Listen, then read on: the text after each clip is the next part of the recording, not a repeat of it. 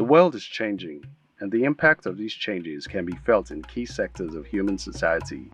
Sectors such as politics, technology, healthcare, and even the climate.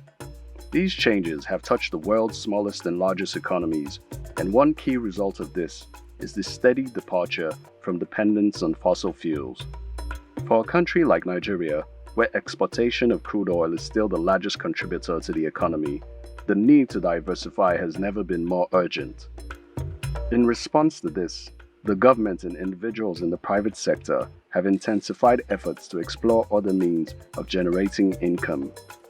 This has led to renewed interest in the economic potential of agricultural products. One of such products with great potential is called Fonio. Fonio. Fonio. Fonio. So what is fonio? Fonio is one of the most healthiest grains in the world. It turns out that fonio had been cultivated for more than 5,000 years and is probably the oldest cultivated cereal in Africa. It grows in West Africa on the Sahel region, which is the region just below the Sahara Desert. So areas that there's not that much rainfall. There's the white fonio and there's a brown fonio. I'd say about 95% of the fonio that's consumed is the white one. I've also actually seen they call it yellow or golden fonio, which is kind of a see-through like yellowish fonio, which is very rare, which grows in a particular part of Plateau State in Nigeria. I've heard there's even a red one as well. In terms of its health benefits, it's packed with iron, so great for people with anemia and blood issues. It's low glycemic, so people with diabetes take a lot of fonio as an alternative. Even in Nigeria now, doctors recommend fonio to some of their patients. And then also it's really high in fiber and gluten-free as well. Fonio can be made into a flour, so which means that all different wheat-based products you can use to make fonio. So we have spaghetti or pasta, biscuits, chin-chin cake, croissants, bread, even beer. You can make beer with fonio. You can make, the list, malted drinks. So the list is literally endless. This is Malobi Ogbechi, a Nigerian businessman who says his life's mission is to promote fonio to the world. After being inspired by teachings from the herbal healer, Dr. Sebi, Malobi discovered the wonders of fonio and started his business, Malobi's, which is now the UK's #1 supplier of fonio. Here are some insights from his journey into the fonio business. So when I first started, I reached out to people at the NEPC, which is the Nigerian Export Promotion Council. So they help exporters get ready for exports. I reached out to them, I reached out to the Ministry of Agriculture, I reached out to so many people. And eventually, I can't remember where exactly I got a number. Someone gave me a number. He said, try this company.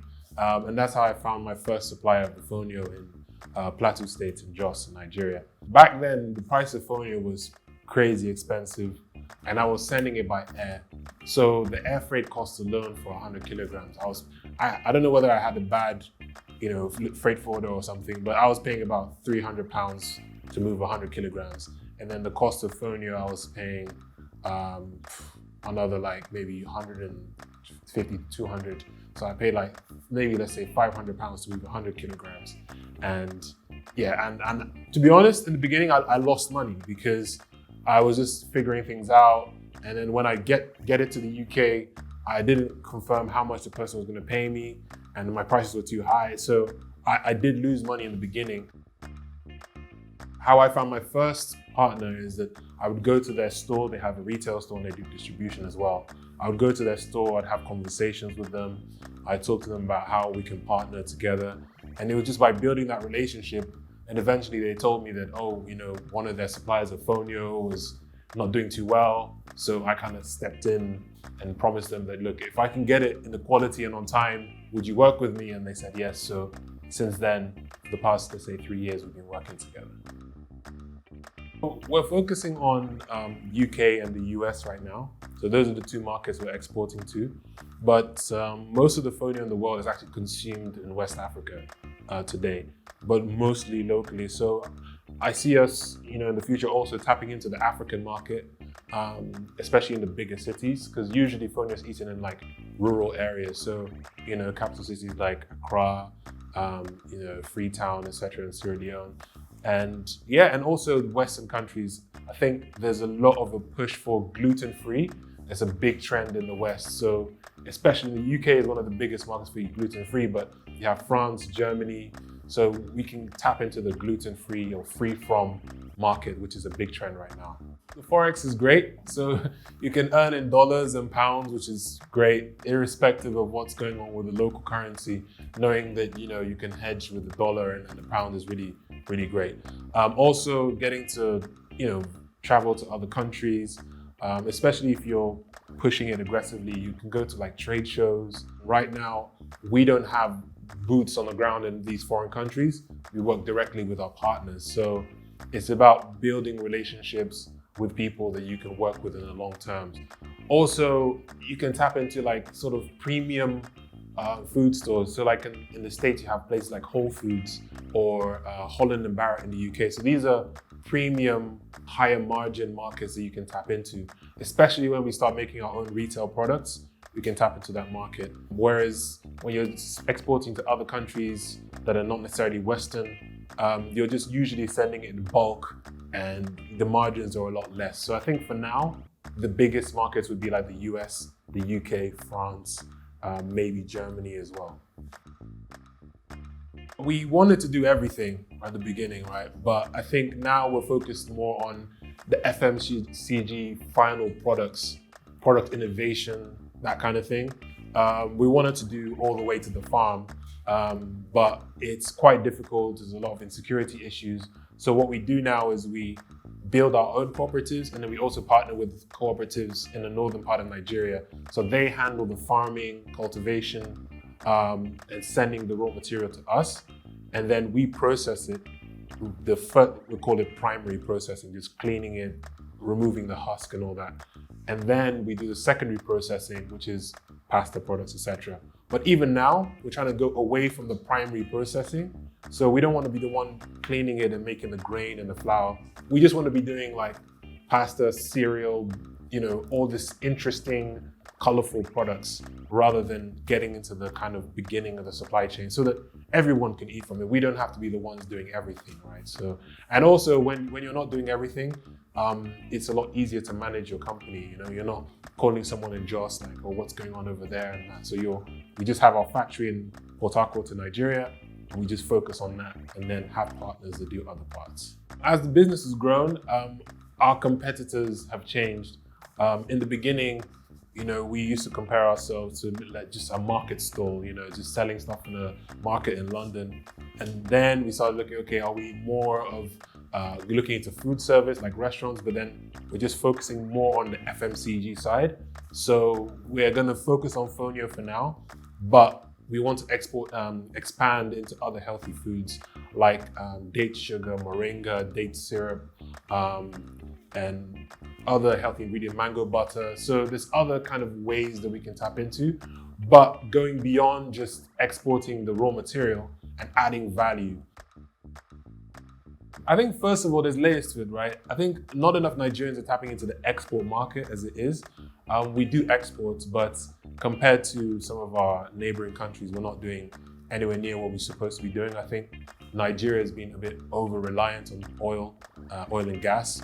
Then the second layer is why people are not tapping into Fonio.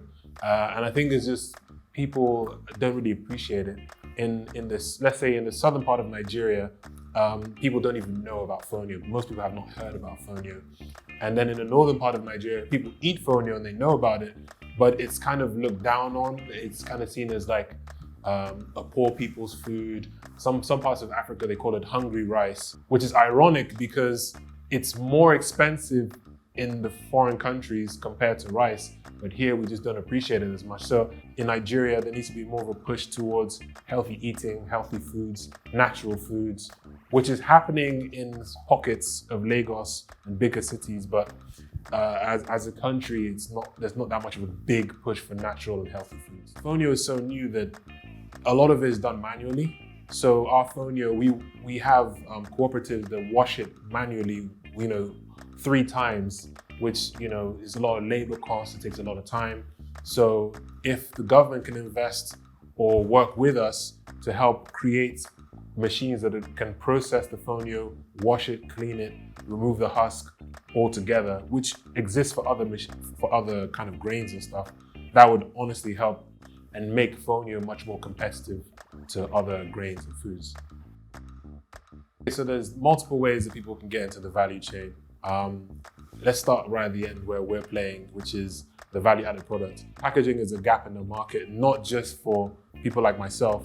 A lot of different people getting into the food and FMCG and export space need good quality packaging. So being able to provide that is a big game changer, especially if you can fit into that SME space. If you can get machines that can provide packaging for SMEs, that's a big gap in the market, because that's something we need as well.